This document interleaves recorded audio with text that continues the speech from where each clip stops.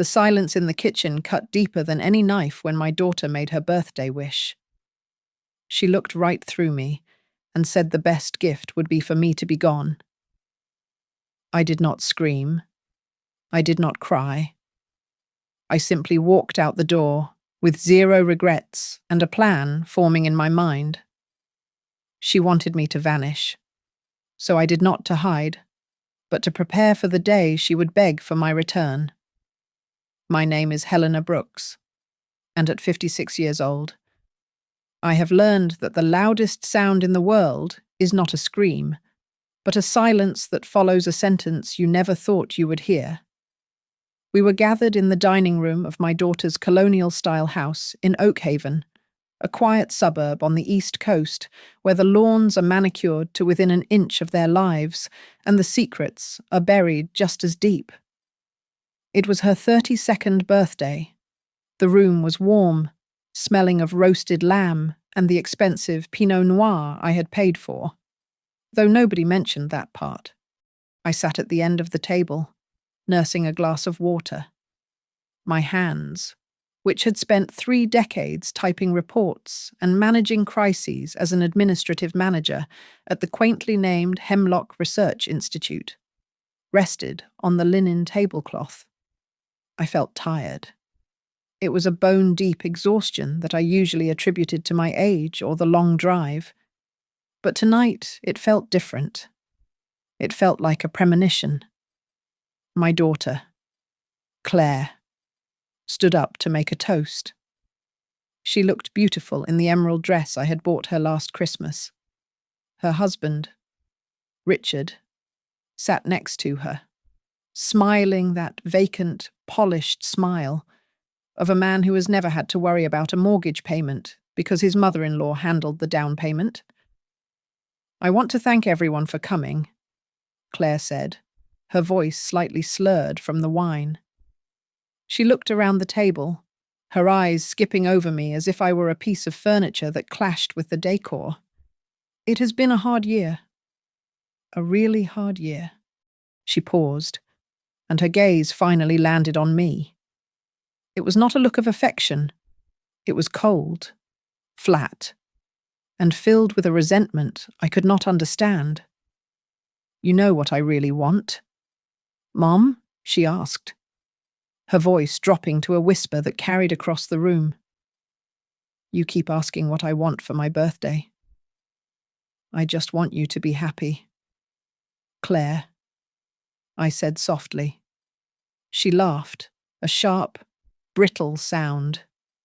"The best gift, the only thing that would actually give me some peace for you to be gone." The room went dead silent. I waited for Richard to laugh, to say she had had too much to drink. I waited for her in-laws to gasp. I waited for someone, anyone, to defend me. But there was only the sound of rain tapping against the window pane. Richard looked down at his plate, suddenly fascinated by his green beans. The guests shifted in their chairs but said nothing. In their silence, I heard the truth. This was not a sudden outburst. This was a conversation they had all had before, behind my back, perhaps over this very table while I was at work, earning the money that kept their lights on.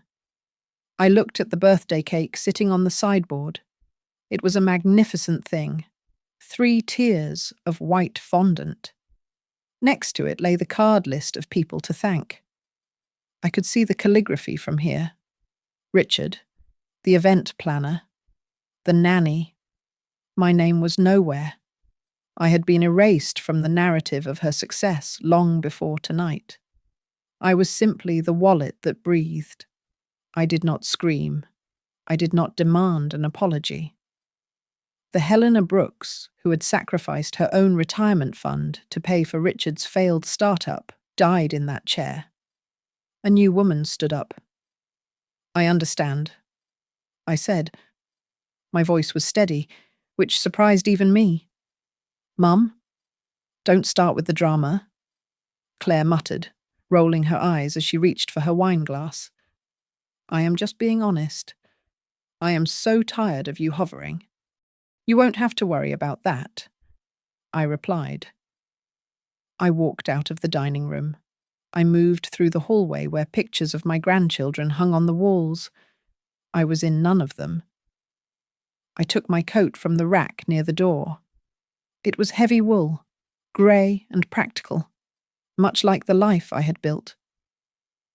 I opened the front door and stepped out into the crisp autumn night. I waited by my car for 10 seconds. Just 10. Part of me, the foolish motherly part, hoped the door would fly open.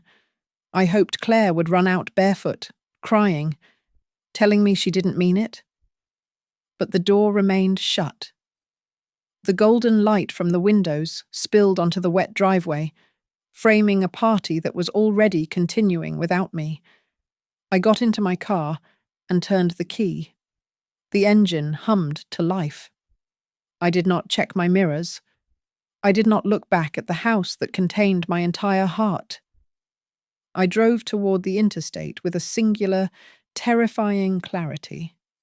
They wanted me gone. They wanted the space I occupied more than they wanted me. I would give them exactly what they asked for. I was not just going home.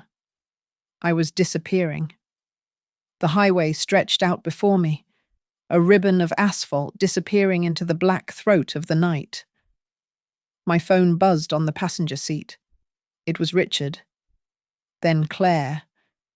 Then Richard again. I let it vibrate against the leather until the screen went dark. I was not running away in a panic. I was driving with the steady, rhythmic pulse of a woman who had finally woken up from a 30-year coma. As the miles accumulated, my mind drifted backward, peeling away the layers of the present to reveal the raw skin of the past. I remembered the day Claire's father left. He had packed his bags with the casual efficiency of someone going on a weekend trip, leaving me with a 4-year-old child, a mountain of debt, and a leaking roof. I did not crumble then.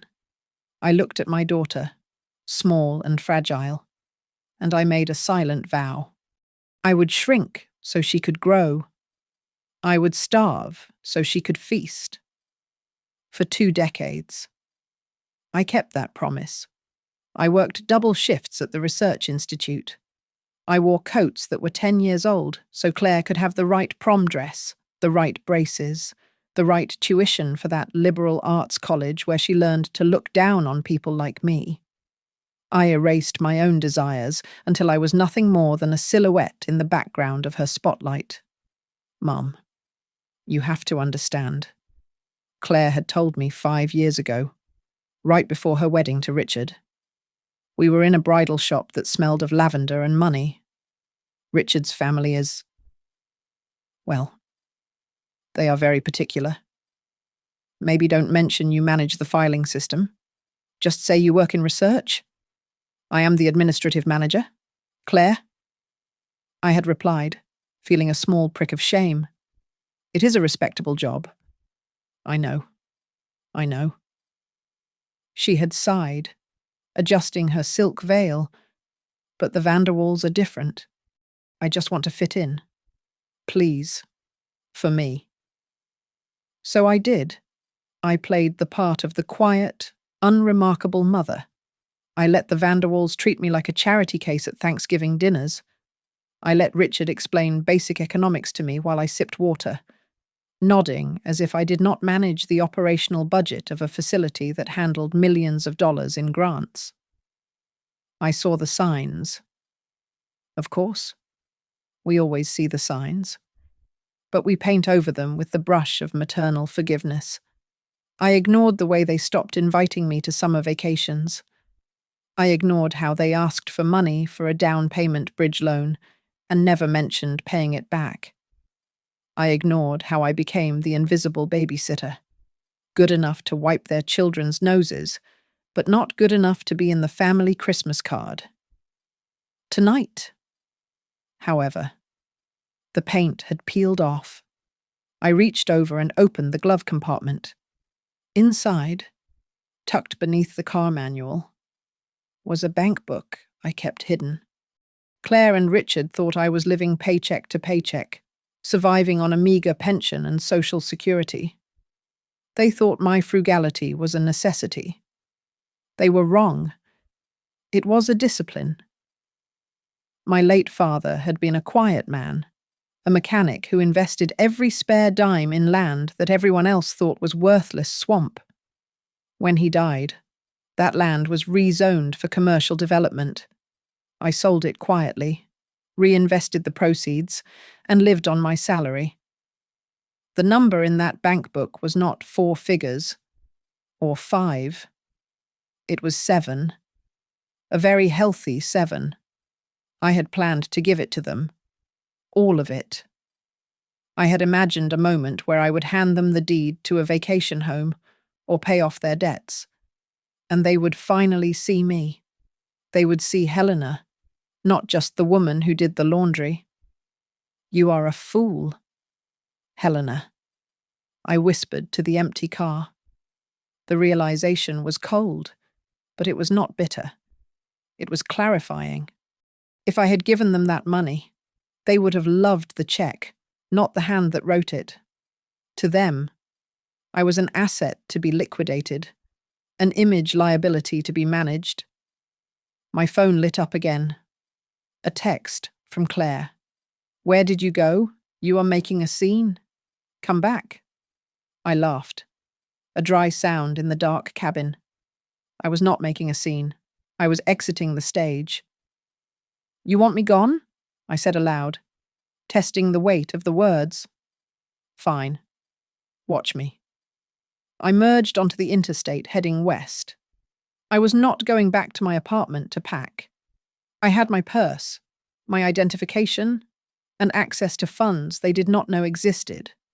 The Helena they knew, the doormat, the ATM, the embarrassing relative was dead. She died between the roasted lamb and the birthday cake. The woman driving this car was a stranger to them, and soon I would teach them exactly what it costs to lose a mother. Vanishing was not losing. Vanishing was the only way to win a war they did not even know had started. 300 miles is a decent buffer zone, but I preferred total anonymity. I rented a studio apartment in a converted warehouse district of a mid-sized industrial city under the name Evelyn Ross. It was smaller than my old walk-in closet, smelling faintly of industrial cleanser and roasted coffee beans from the shop downstairs. It was stark, efficient, and devoid of memories. It was perfect. I did not spend my days crying over lost family photos. I spent them strategizing. On a Tuesday morning, under a sky the colour of wet slate. I walked into the office of Marcus Thorne. He was a forensic accountant and estate attorney whose fees were high enough to guarantee absolute discretion. His office was glass and steel, overlooking the grey skyline. I placed a thick binder on his desk. "I want a complete audit," I told him, smoothing my skirt. "And I want to restructure everything into a blind trust. I need to be invisible." Marcus opened the binder. He was a man of few words, which I appreciated. He flipped through the pages, his eyebrows raising slightly when he saw the figures from the land sale I had hidden for years. "This is substantial," he noted, tapping a page. "You have been sitting on this for a long time. It was for my retirement." "Or their inheritance," I said. My voice flat. "Now, it is for neither?" 2 days later, I returned to his office. The atmosphere in the room had shifted. Marcus looked at me with a mixture of professional concern and something that looked like pity. He turned his laptop screen toward me. "We found digital footprints," Marcus said. "While we were securing the accounts, we noticed a pattern of inquiries, attempted logins to your primary checking account, unauthorized requests for credit checks." I leaned in, putting on my reading glasses. who the requests originated from a residential IP address in Oakhaven, he replied. Registered to a Richard and Claire Vanderwall. They started 6 months ago. I felt a cold sensation spread through my chest, like swallowing ice water. It was not just disrespect at a birthday party. It was premeditated. They had been digging for gold before they even buried me. They suspected I had more than I let on. Or perhaps they were just checking to see how much debt they could saddle me with before I broke. They were checking to see if I was worth keeping around. I whispered to myself. "Excuse me?" Marcus asked. "Nothing," I said, taking a sharp breath to steady my hands. Just confirming a suspicion. They treated me like an expired asset. I looked at the documents spread out on the mahogany desk. My will, drafted 10 years ago, leaving 100% of my estate to Claire. The medical power of attorney, giving Richard the right to make decisions if I became incapacitated. They were not safety nets. They were weapons waiting to be used. "Burn it down," I said. Marcus paused, his pen hovering over the notepad. "Mrs. Brooks, if we do this, if we move the assets into the Sovereign Shield Trust as we discussed, they will be completely cut off. They will not even be able to verify your solvency to the banking system. Helena Brooks will appear destitute. That is the point." "Marcus," I said, leaning forward, "I want the medical power of attorney revoked immediately. I want the will voided. Transfer the liquid assets to the new accounts today. If they try to check my old balance, I want them to see 0. And the beneficiary," he asked. "You cannot leave the line blank. Put it in the name of the new foundation we discussed." I instructed, "The Artemis Initiative." "Very well." He nodded, typing rapidly. "It will take 48 hours to finalize." Walking out of that building, I stepped onto the busy sidewalk. The wind whipped my hair across my face. For the first time in 30 years, I was legally, financially, and emotionally untethered. I walked to a nearby park and sat on a bench, watching strangers rush by. I should have felt lonely. I was a 56-year-old woman in a strange city with no family and a fake name. But as I watched a pigeon peck at a crumb on the pavement, I realized I did not feel empty. I felt heavy. But it was the good, solid weight of control.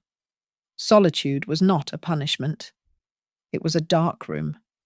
The only place where I could finally develop into the picture I was meant to be. My phone, a new prepaid model, remained silent. The old Helena was dead, stripped for parts by her ungrateful children. Evelyn Ross, however, was just getting started. I had a foundation to build, and I had a lesson to teach. And unlike my daughter, I did not need a birthday wish to get what I wanted. I had a plan. The Artemis Initiative was not built on hope. It was built on rage, refined into cold, hard currency. I established the headquarters in a renovated textile mill, a building of exposed brick and high beams that felt as sturdy as my new resolve. The mission statement was simple: to provide legal aid, financial literacy, and housing support for women over 50 who had been discarded by the very families they had built. I funneled $2 million of my secret savings into the initial endowment.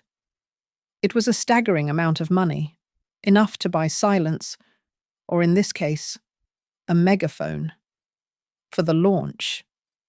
I did not wear the beige cardigans Claire had always insisted made me look approachable. I wore a tailored charcoal suit and heels that clicked against the floor with authority. I cut my hair into a sharp, angled bob that framed a face I was finally learning to love.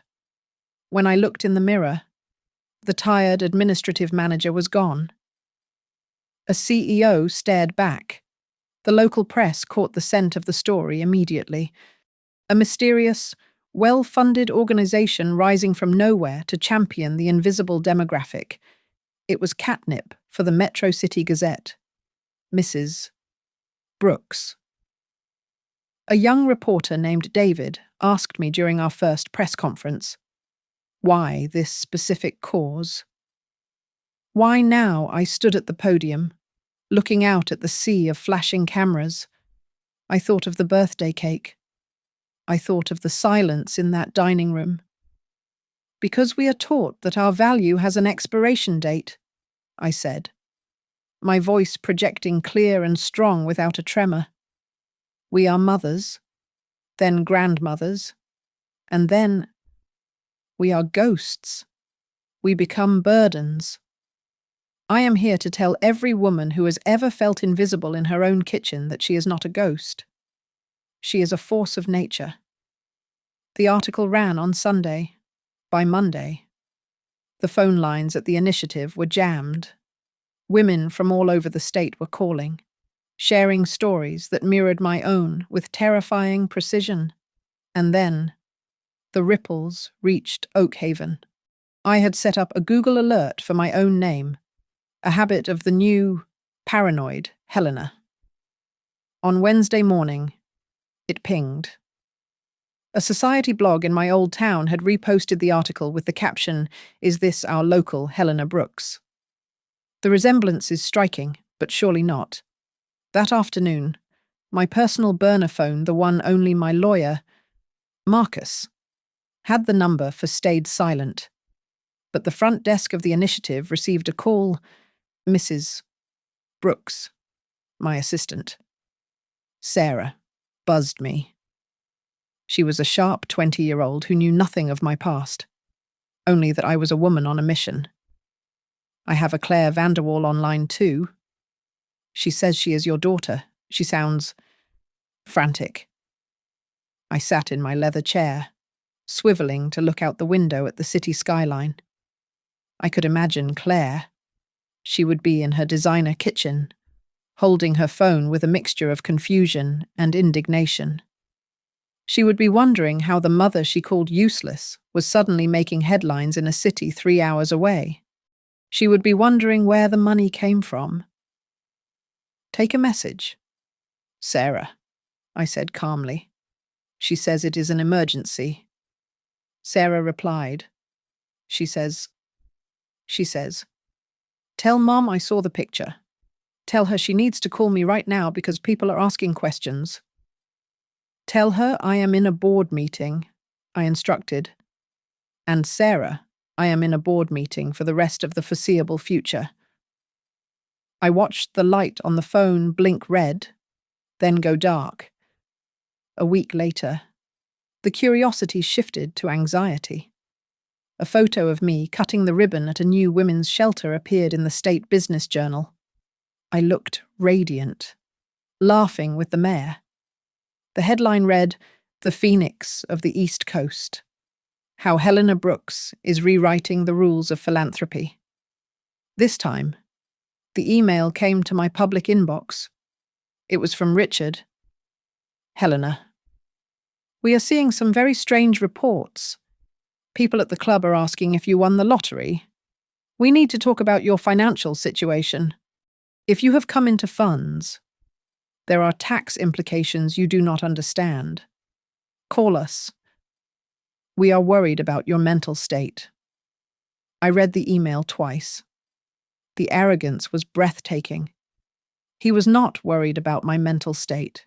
He was worried about his inheritance. He was worried that the wallet that breathed had walked away with the contents. I did not reply.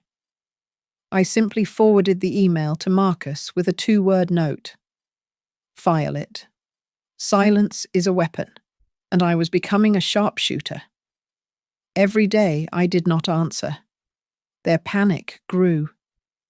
They were realizing that the woman they had thrown away had built a castle out of the debris, and they were not allowed across the drawbridge. The voicemail light on my office phone blinked with a frantic, staccato rhythm that betrayed the desperation on the other end. It was the fifth message from Claire in 2 days. I sat in my high-backed leather chair, staring at the small red light as if it were a bug trapped in amber. I pressed the speaker button, not out of maternal instinct, but out of forensic curiosity. "Mum, it's Claire."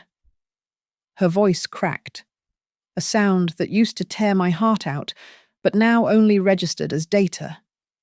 "Mum, are you there? We are really worried about you. People are talking.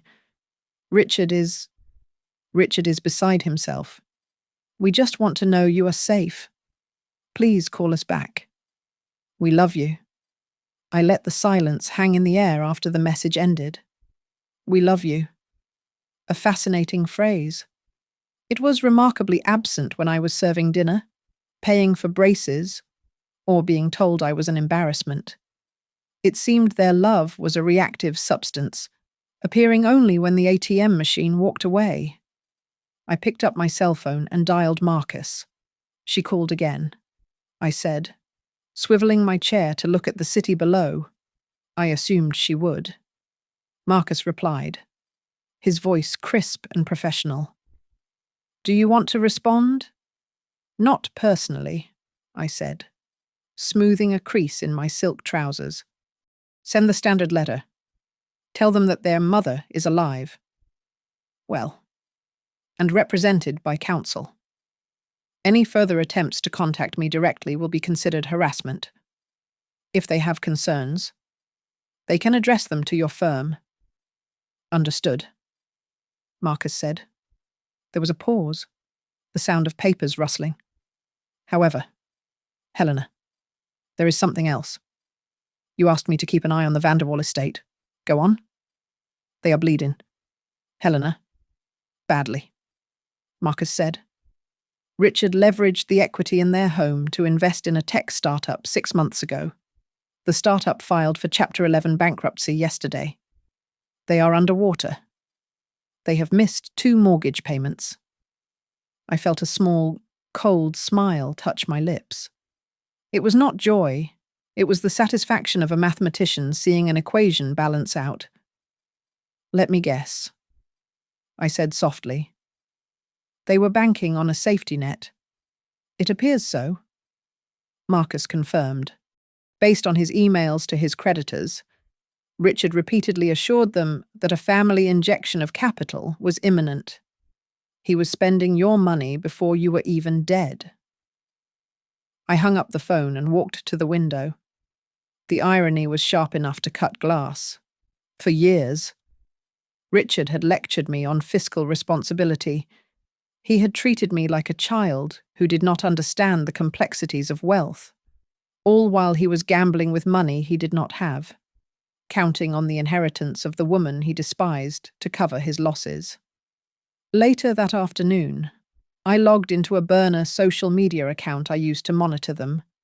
The cracks were starting to show in their perfect porcelain life. Claire had posted a photo of their luxury SUV with the caption, "Sad," to say goodbye to the beast. "But we are downsizing to be more eco-conscious green living." I laughed. A dry, hollow sound. They were not going green.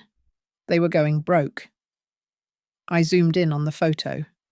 In the background, through the window of their house, I could see Richard sitting at the kitchen table, his head in his hands. It was the same table where Claire had told me I was useless. It was the same table where she had wished for me to be gone. "You got your wish, darling," I whispered to the screen. "I am gone. And so is the safety net." They were waiting for me to swoop in. That was the pattern, after all. Helena the fixer. Helena the doormat. They expected me to see their distress signals and come running with my checkbook open, begging for their forgiveness for having the audacity to leave. They thought this was a tantrum. They did not realize it was an execution. I checked the time. It was 4 in the afternoon. I had a gala to plan for the Artemis Initiative. I had speeches to write and legitimate investments to review. I did not have time to save people who had thrown me overboard to lighten their load. I picked up the office phone and deleted the voicemail. Then I deleted the next one, and the one after that. The robotic female voice announced, "Message deleted," with a finality that felt like a gavel striking a sounding block. They wanted independence. They wanted a life without my hovering shadow. They were about to discover exactly how cold it gets when the shadow that annoyed you was actually the only thing blocking the wind. I was not doing anything to hurt them. I was simply doing nothing at all.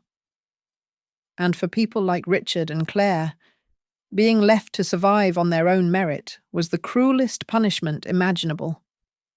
The chandeliers in the grand ballroom of the Metro City Plaza were bright enough to expose every flaw. But tonight, I was flawless. The Artemis Initiative's inaugural gala, titled The Unseen, was the most coveted ticket in the state. Senators, tech moguls, and the press packed the room, buzzing with the energy of curiosity. But there were only 2 guests I truly cared about. I watched from the mezzanine as they arrived. Claire and Richard walked in, looking like deer stepping into a clearing during hunting season. I had sent the invitation via courier to their home, but I had also CC'd Richard's few remaining investors and the bank that held their mortgage, framing it as a family philanthropic milestone. They had to come. To refuse would be to admit a rift they could not afford to explain. Claire was wearing a silver dress that I recognized from a magazine cover, likely bought on credit. She gripped Richard's arm tight, her eyes darting around the room. Searching for the mother, she remembered the small, apologetic woman in the grey wool coat. She would not find her. I smoothed the lapels of my tuxedo jacket white, sharp, and commanding, and began my descent down the grand staircase. The hush started at the front of the room and rolled backward like a wave. The flashbulbs popped, blinding white bursts that I did not blink at. I saw the exact moment Claire saw me. She froze. Her hand went to her mouth. Richard stiffened, his fake society smile faltering into a grimace of confusion. I walked straight to them. The crowd parted, sensing the gravity of the moment. I stopped 2 feet away, close enough to smell Claire's expensive perfume, far enough to make it clear I was unreachable. "Mum." Claire breathed out, her voice trembling. "Mum. Is that really you?" "Hello? Claire? Richard?" I said. My voice was cool water. "Helena." Richard stammered, trying to regain his composure as a photographer snapped a picture of us. We have been sick with worry. You just vanished. No note? No nothing? We thought you were dead." "Did you?" I asked, tilting my head slightly. "Or were you worried that the accounts were empty?" Richard's face flushed a deep, ugly red. He stepped closer, lowering his voice to a hiss. "This is not the place. Helena, you are making a spectacle. We need to talk. Privately. Right now." "There is nothing private left, Richard," I replied, keeping my volume conversational, forcing him to lean in. "You wanted me out of your house. You wanted me out of your lives. I simply obliged. Mum. Please." Claire reached out to touch my arm, but I stepped back. Her hand fell into the empty space between us. I didn't mean it. "I was drunk. I was stressed. You can't punish us like this. Do you have any idea what we have been through?" I looked at her, really looked at her. For 32 years, I had looked at her with the soft focus of unconditional love. Now, I saw the selfishness etched into the corners of her mouth. I saw the panic of a child who had broken her favorite toy and expected it to fix itself. "I am not punishing you, Claire," I said. "I am liberating you. You wanted to be independent. You wanted to be the architect of your own life without my interference. Look around. This is me, not interfering. But the money," Richard interjected, his desperation leaking through. "The house. We are going to lose the house. Helena, you have to help us, just this once. We can fix this." I smiled. It was the smile of a predator who knows the trap has already snapped shut. "Help is a strong word. Richard," I said. "Tonight is about help. Tonight is about giving voice to the voiceless." The master of ceremonies tapped the microphone on the stage. A hush fell over the room again. "Ladies and gentlemen, please take your seats," the voice boomed. "The presentation is about to begin." I gestured to the front row, where 3 chairs were reserved, 1 for me, 2 for them. "Sit," I commanded. It was not a suggestion. "Mom, I want to go home," Claire whispered, tears welling in her eyes. "I don't want to be here." "You are my guests of honor," I said, my voice hardening into steel. "You wished for me to be gone. Tonight, I am going to tell the world exactly why I left. And you are going to sit there and listen to every single word." I turned my back on them and walked toward the stage. I could feel their eyes boring into my back, terrified and confused. They thought this was a reunion. They did not know it was a tribunal. And as I stepped up to the podium, placing my hands on the wood, I prepared to drop the final curtain on the lie we had lived for so long. I stood before the microphone, gripping the sides of the podium with hands that were steady and dry. The spotlight was a physical weight on my skin, blinding me to the back of the room but illuminating the front row with merciless clarity. Claire sat there, pale and trembling, her silver dress shimmering like fish scales. Richard stared at his shoes, his jaw clenched tight enough to crack a tooth. "We live in a society that measures worth in potential," I began, my voice echoing through the silent ballroom. "We invest in children. We invest in futures. But what happens when the investor becomes the liability? What happens to the mother when she is no longer the provider, but simply the person taking up space at the table?" The room was so quiet I could hear the hum of the air conditioning. I looked directly at the camera at the back of the room, knowing the feed was being streamed live.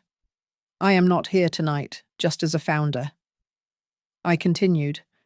"I am here as a witness. 6 months ago, I sat at a dinner table surrounded by family. It was a celebration. I asked my daughter what she wanted for her birthday. I expected her to ask for a trip, or perhaps a piece of jewelry. Instead, she looked me in the eye and gave me the most honest answer I have ever received." I paused. I let the silence stretch until it was uncomfortable. I looked down at Claire. Her eyes met mine, wide with terror. She shook her head slightly, a silent plea. "Don't." I did not blink. She said, "The best gift, the only thing that would actually give me some peace for you to be gone." A gasp ripped through the room. It was not a polite society murmur, it was a visceral reaction.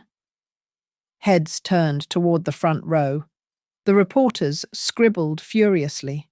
Flashbulbs erupted like a lightning storm directed at my daughter.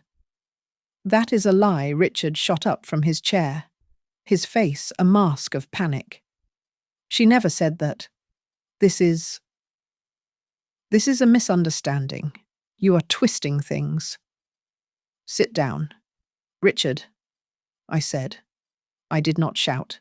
I did not raise my voice. I spoke with the absolute authority of a judge passing a sentence. He froze. The security guards near the stage took a step forward, and Richard sank back into his chair, looking defeated. I did exactly what was asked of me, I told the audience, my voice unwavering. I vanished. But in my absence, I discovered another truth. I discovered that my value to my family was not in my presence, but in my liquidation.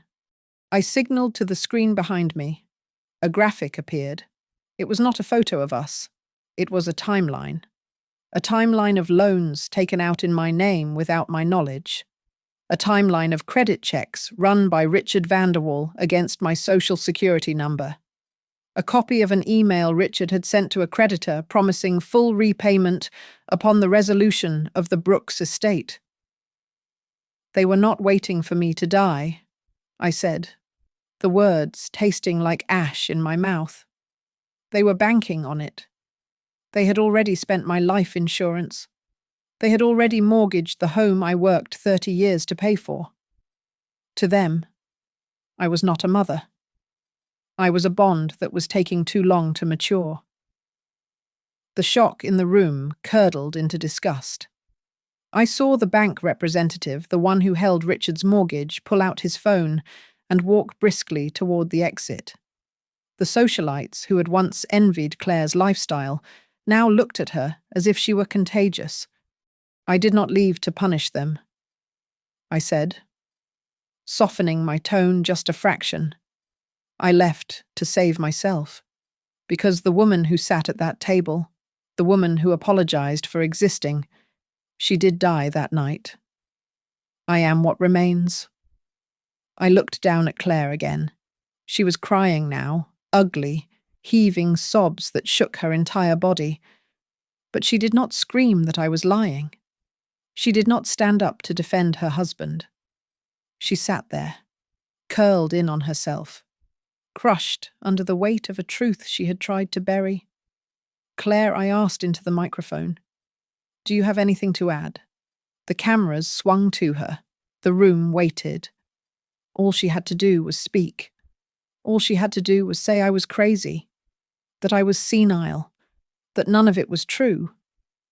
But she couldn't, because in the court of public opinion, silence is the loudest confession of all. She buried her face in her hands and shook her head. I didn't think so, I said. I stepped back from the podium. I had stripped them naked in front of the world, not with insults, but with facts. The applause that followed was not celebratory. It was thunderous, heavy, and grim. It was the sound of a verdict being delivered, and as I walked off the stage, I knew that while I had given birth to her, tonight I had finally cut the cord. The fallout from the gala was not an explosion. It was a mudslide. It started slowly, with whispered cancellations and unreturned phone calls, and then the ground simply gave way beneath my daughter's feet. In the world of high society Oakhaven, reputation is the only currency that matters, and I had effectively declared the Vanderwalls bankrupt. The bank foreclosed on the colonial house exactly 30 days after the gala. I did not need to check the public records. The news travelled through the grapevine of the Artemis Initiative. My volunteers, women who had ears in every corner of the city, told me that Richard had been fired from his consultancy firm. Apparently, clients do not trust their assets with a man who tries to embezzle from his own mother-in-law. 2 weeks after the foreclosure notice, Claire came to my office. She did not have an appointment. She stood in the reception area of the converted textile mill, wearing jeans and a sweater that had seen better days. She looked smaller, stripped of the arrogance that had defined her for the last decade. I agreed to see her in the conference room. I did not offer her tea. I did not offer her a hug. I sat at the head of the table, my hands folded on top of a quarterly report. "We are living in a 2-bedroom apartment in Eastside," Claire said, staring at the polished wood table. "Richard he is drinking. A lot. He blames you. Richard blames everyone but the man in the mirror." I replied calmly. "We have nothing." "Mum?" she whispered, her voice cracking. "He wants me to ask you for a loan, just enough to get a new start. He says if you give us $50,000, he can fix everything." I looked at her. I saw the exhaustion in her eyes, the dark circles that makeup could no longer hide. Part of me, the part that remembered rocking her to sleep when she had a fever, wanted to reach for my checkbook. But I knew that money would not be a lifeline. It would be an enabler. "No," I said. Claire looked up, shocked. "But I am your daughter. You have millions in this foundation." I saw the reports. "This money belongs to the women who have been discarded." "Claire," I said, my voice firm. "It belongs to the 60-year-old teacher sleeping in her car because her husband gambled away their pension. It belongs to the widow whose children evicted her. It does not belong to Richard Vanderwall's ego." "I am not asking for Richard," she cried out, tears spilling over. "I am asking for me. I don't know what to do. I am drowning." "Then you have a choice to make," I told her. "You are a smart woman. Claire, you have a degree. You are young. You can survive this. But you cannot carry a dead weight and expect to swim." She went silent. She knew exactly what I meant. Richard was the anchor. I was forcing her to choose between the illusion of her marriage and the reality of her survival. "If I leave him," she started, her voice trembling. "If I leave him, will you help me? Then I will not give you money." I answered, "But if you leave him, and if you are willing to work, I will give you a job, an entry-level position at the foundation. You will answer phones. You will file paperwork. You will earn $15 an hour. And you will learn what it means to build a life instead of expecting one to be handed to you." She stared at me, horrified by the prospect of starting at the bottom, yet terrified of the alternative. "Think about it," I said, standing up to signal the end of the meeting. She left without another word. I watched her walk to the bus stop from my window. It was a cruel lesson, but necessary. I was done being the safety net that caught them every time they decided to jump off a cliff. In the months that followed, the silence from my old life was replaced by the noise of my new one. I was not lonely. I had found a community of women who understood the specific pain of being invisible. We ate lunch together in the cafeteria. We celebrated when one of us won a court case or secured an apartment. I was no longer just Helena the mother or Helena the widow. I was Helena the architect of second chances. My revenge was not in seeing Claire suffer. It was in realizing that I did not need her validation to exist. I had not destroyed their lives. I had simply turned on the lights. The ruin they were standing in was the mess they had made in the dark. And for the first time in my life, I was not going to pick up the broom. Justice, I realized, feels remarkably like peace. The park bench faced the river, looking out over water that was grey and restless under the October sky. I arrived at 3:00 sharp. Punctuality was a discipline I had regained, a sharp contrast to the years I spent waiting for others, waiting for Claire to finish practice, waiting for Richard to finish his golf game, waiting for permission to speak at my own dinner table. I did not feel hate. Hate is a fire, and fires require fuel.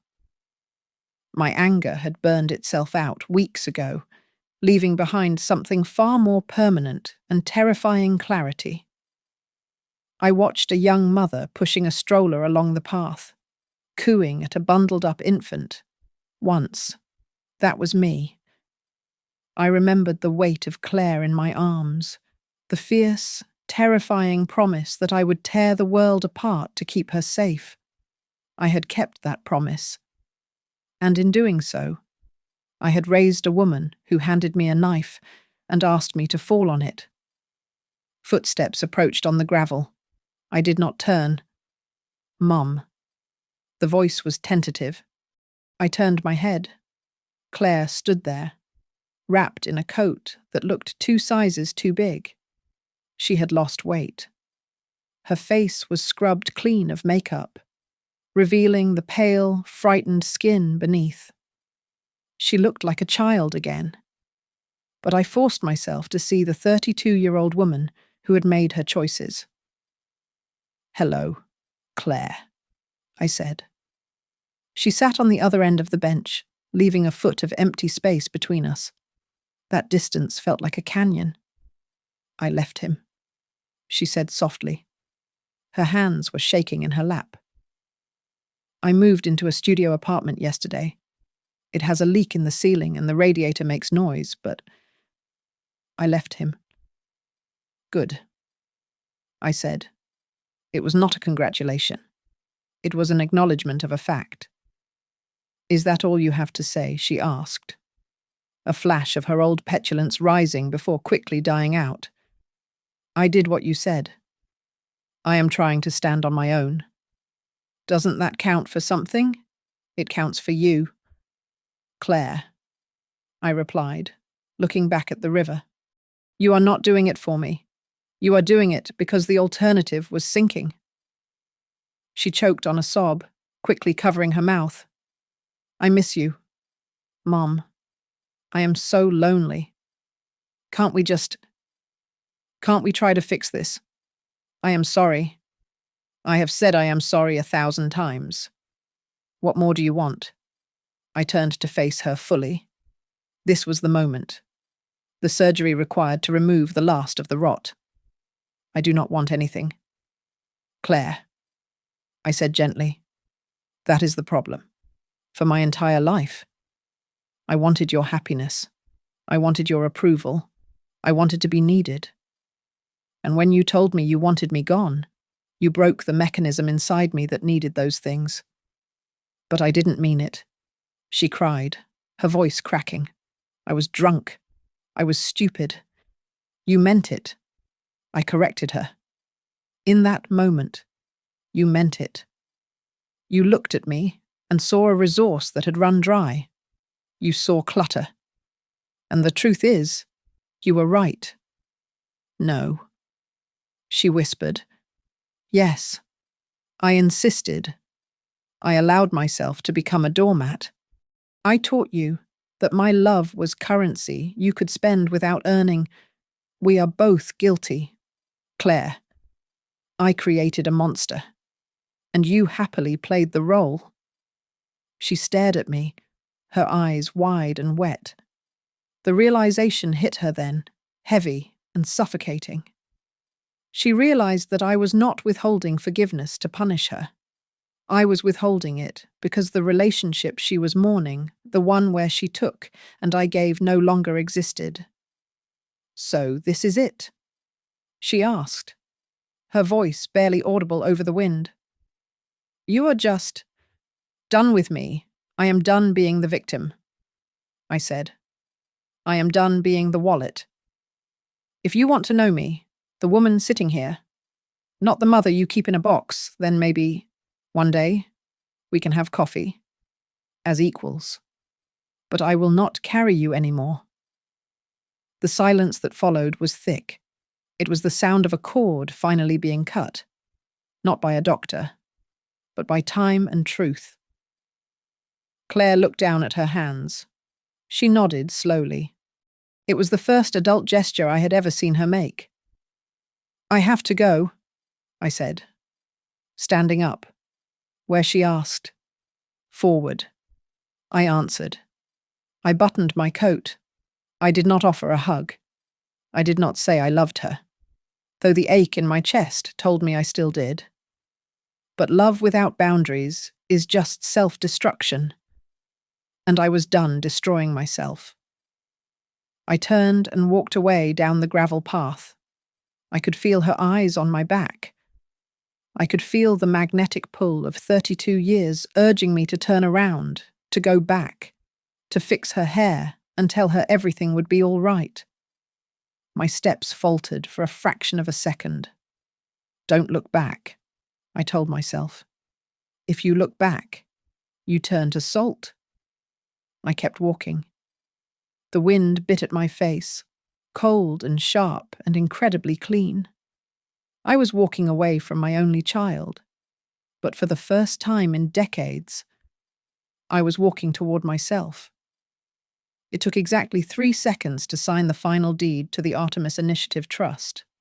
The pen scratched against the thick paper, a sound that felt louder than the applause that had filled the ballroom months ago. With that signature, I legally severed the last tether to my personal wealth. Every penny of the $7 million I had amassed, along with the future proceeds from the land deals, was now irrevocably bound to the foundation. Marcus sat across from me, his hands folded on the mahogany table. He looked at the document, then up at me with a rare expression of reverence. "You know this is permanent, Helena," he said quietly. "Once I file this, there is no going back. If you ever need personal funds beyond your salary as director, you cannot touch the principal. It is locked. Your family. They will never see a dime of this." I capped the pen and pushed the document toward him. "That is the point. Marcus," I said, leaning back in my chair. "They were waiting for an inheritance. I am making sure they inherit exactly what they earned." Nothing. The media had a field day with the announcement. The Metro City Gazette ran a full-page profile on Sunday with the headline, "The Vanishing Act That Returned." How Helena Brooks turned a family betrayal into a revolution. They called it a masterstroke of philanthropic revenge. I just called it insurance. I was no longer the woman who hoarded money in secret, terrified of being used. I was the woman who built a fortress and invited everyone inside, everyone except the 2 people who had tried to tear it down. Later that afternoon, I walked through the main atrium of the initiative. The space was alive. Sunlight poured through the skylights, illuminating the faces of women who were busy reclaiming their lives. To my left, a 60-year-old former accountant was teaching a financial literacy workshop to a group of widows. To my right, 2 women were laughing over coffee, discussing their new apartment leases. I stopped by the reception desk. A new intake coordinator was on the phone, her voice calm and reassuring. "Yes, we can help you," she was saying. "You are not a burden here. You have value." I walked out onto the terrace that overlooked the city. The wind was brisk, carrying the scent of rain and exhaust, the perfume of a living city. I closed my eyes and thought back to that night in the kitchen. I thought about the silence. I thought about the cake. Claire had wanted a gift. She had looked at me with cold, dead eyes and said, "The best gift for you to be gone." I opened my eyes and looked at the skyline. "You were right, Claire," I whispered to the wind. It was the best gift. But she had misunderstood the nature of the gift. She thought my absence would give her freedom, the freedom to spend, to live without guilt, to erase the embarrassing mother from her picture-perfect life. Instead, my absence had given me freedom. It stripped away the heavy, suffocating coat of maternal guilt I had worn for decades. It forced me to stop being a prop in her play and start being the protagonist of my own I had vanished from the role of the victim. I had vanished from the role of the enabler. The Helena who begged for scraps of affection was gone, buried in the grave they had dug for her.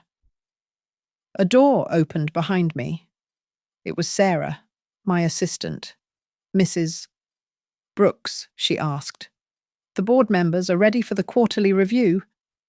And we just received a donation from a woman in Ohio. She said she read your story. She said. Sarah paused, smiling.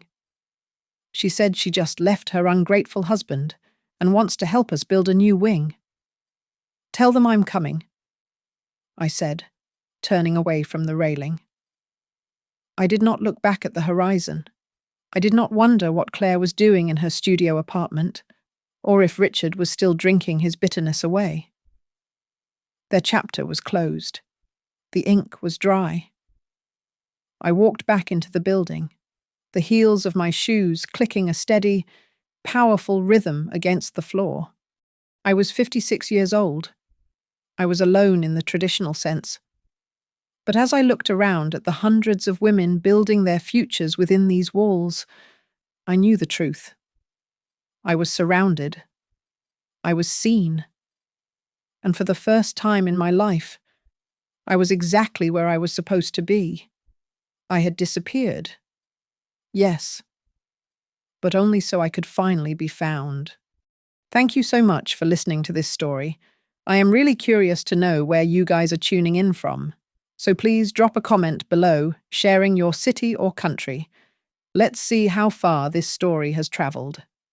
If you enjoyed Helena's journey, please smash that like button. Subscribe to Nora Revenge Stories for more intense real-life drama. And don't forget to hit the hype button to help this video reach even more people.